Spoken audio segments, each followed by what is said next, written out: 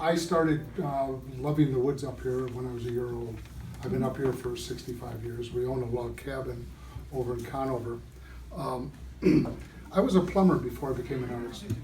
For 3 years, I was the apprentice plumber, which meant I was digging in the hole and lifting things, and the real plumbers were up above. But during that time, I lost 80% of my sight. And I had an 8-hour, 9-hour brain surgery, which I was awake through. And I had to learn how to walk and write again. But at that point, I decided to go and use my hands and my eyes. And I went to the American Academy of Art for 3 years, and I took watercolor under Irving Shapiro. And I did take oil painting once, but my wife has forgiven me for that. No. But I became in love with watercolor. It was just a lovely medium, and the fluidness of it. And what I really am doing with this particular workshop, and I've done this year since early spring, is I have the students understand the big shapes. No detail at the beginning, but we don't have a drawing on the paper. So we're trying to understand the value patterns, the big shapes and so forth. And I'm always telling the students, don't worry about the photograph, worry about what the painting's doing. So you're really painting the painting, you're not painting the photograph. A lot of people will sit there and noodle out little things. I do that occasionally, but it's always at the end. But I'm always professing, don't paint the photograph.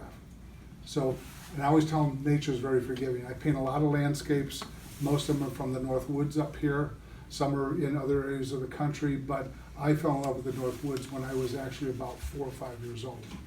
I didn't know any better before that. But anyways, if you're interested, we're in the roundhouse over here, or octagon, I don't know what it is. Come by and visit us. I have prints of my previous works and so forth. And I'm always telling my students, don't be afraid to ask any question, because always 1 or 2 people are thinking the same thing. There's no such thing as a stupid question when you're learning, as far as I'm concerned. So that's what I do.